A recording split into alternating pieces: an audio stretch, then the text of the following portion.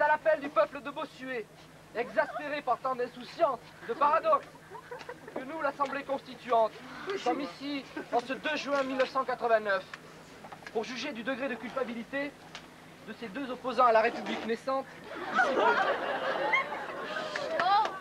afin que certaines questions cessent de peser sur l'esprit de cette foule. Afin que tombent, ne serait-ce qu'un court instant, les barrières hiérarchiques qui nous éloignent de vous, pour le meilleur et pour le pire. Afin de vous dévoiler, aussi discrètement que possible, vos manies si charmantes qui vous caractérisent et que surtout nous ne voulons pas voir disparaître. Nous déclarons ouvert ce procès.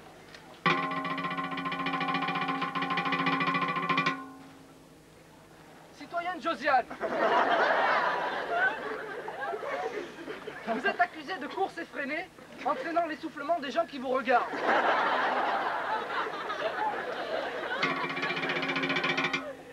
Vos va-et-vient incessants, hier encore un mystère, aujourd'hui décodé, vous tentez de manière habile et détournée d'aplanir le terrain de crosse qui nous sert.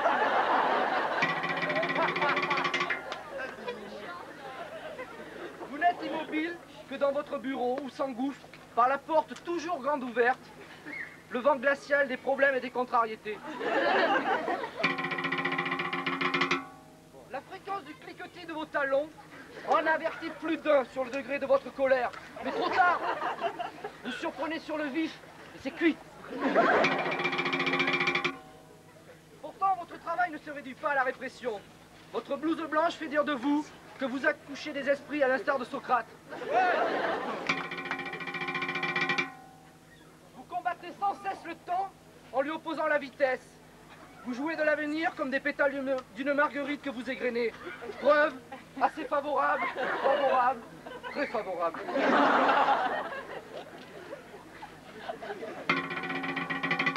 Pourtant, à chaque récréation perdue, les terminales B sentent monter la haine. Beaucoup, énormément, à la folie.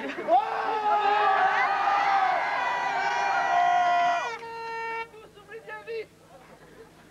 Citoyenne Josiane, il faut que vous sachiez que vous vous... Silence. L'heure est grave.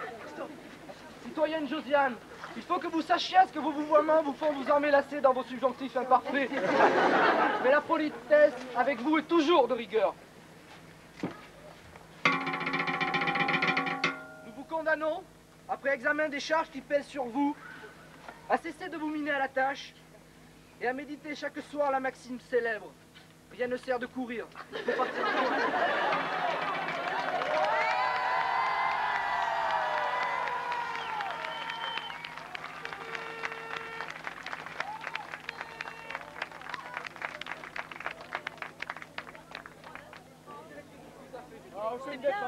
La défense, maintenant.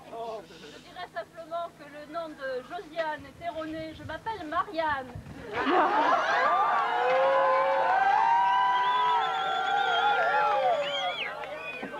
Nous jugeons la République aujourd'hui. J'en suis confus. Mais c'est un crime. Donc vous ne pouvez pas. C'est un crime.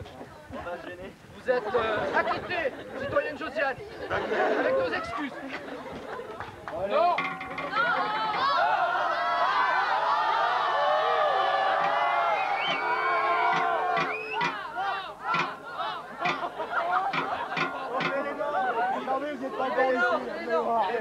Oui, j'y ai.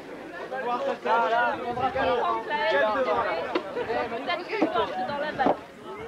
Continue, non?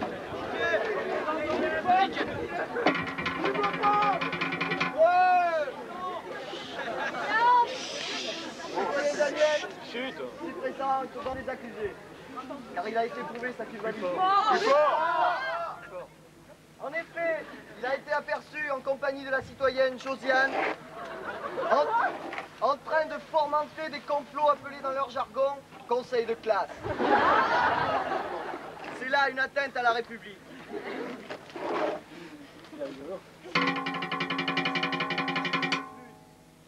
C'est plus grave. fait venir à grands frais de la capitale des barbes postiches. Jamais quoi répondre. Citoyen. Je frise le ridicule.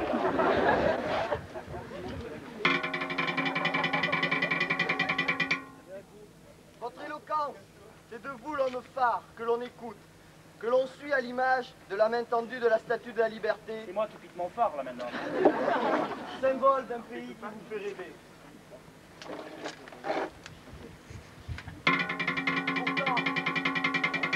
Pourtant, et l'heure est grave. Au slogan « Achetons français », vous répondez « Je roule en corbillard suédois ».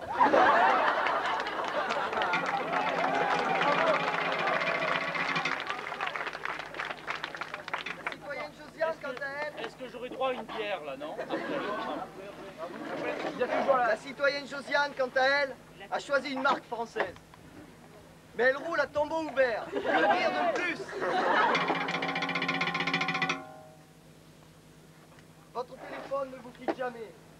Mais jusqu'où l'intimité se loge-t-elle dans cette relation privilégiée? Cependant, on dit bien souvent que la vie ne tient qu'à un fil. Votre téléphone, en permanence avec vous, permet d'animer l'espoir qui s'éteint parfois. Mais citoyen Daniel, êtes-vous vraiment raisonnable lorsque vous tentez d'un coup de corne de brume de sortir un internat du sommeil paradoxal? L'internat à la bidonne. Après délibération, le jury vous condamne à la peine capitale.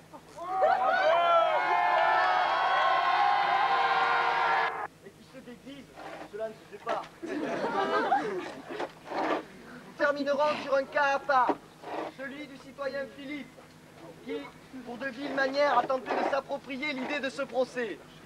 Seul le manque de temps est responsable de l'absence de son jugement. Il est de toute façon condamné à la peine capitale d'office.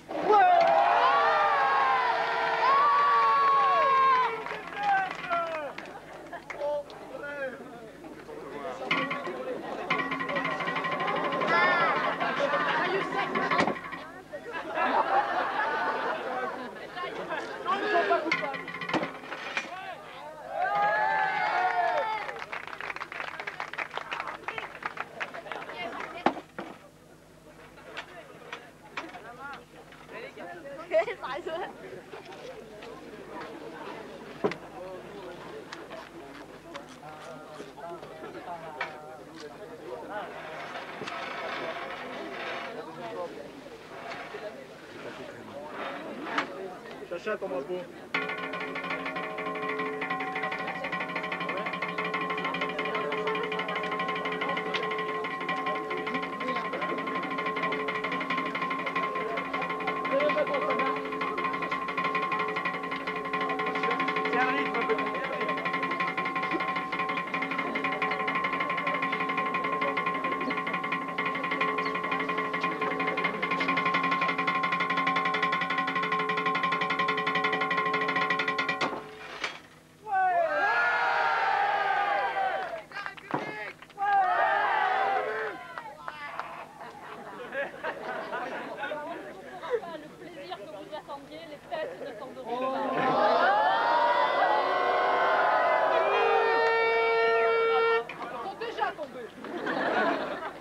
Tombé sur un os là, alors.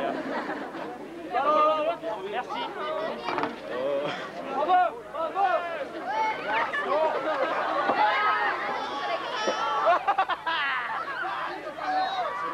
Fuyez, bande de lards!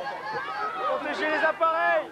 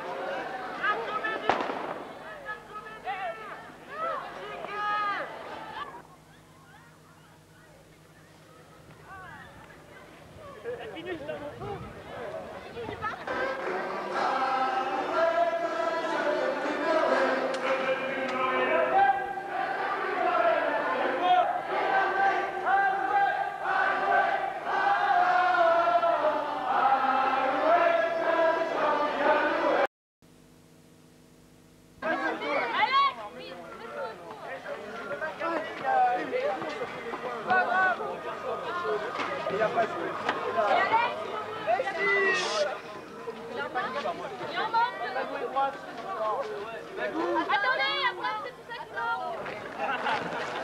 La lèche! Enlève ton masque. Enlève ton masque. La lèche!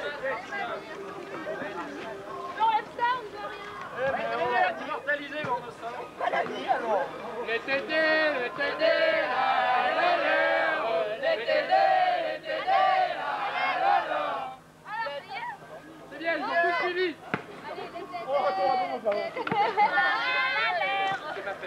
Les tétés, les tétés, la la la, les tétés, les tétés, la la la. Ça y est, tout le monde est passé? Eh oui, le cowboy là! Bibi!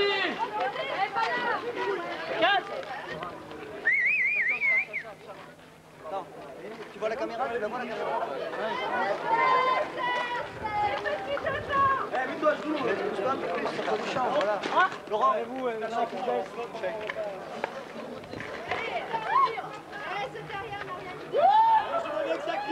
c'est le bon français, Bruno, hein? Eh, terminé les bip-bip. Hurrah! Les pépés! Elle était là. Ouais! Pour la terre, le bip!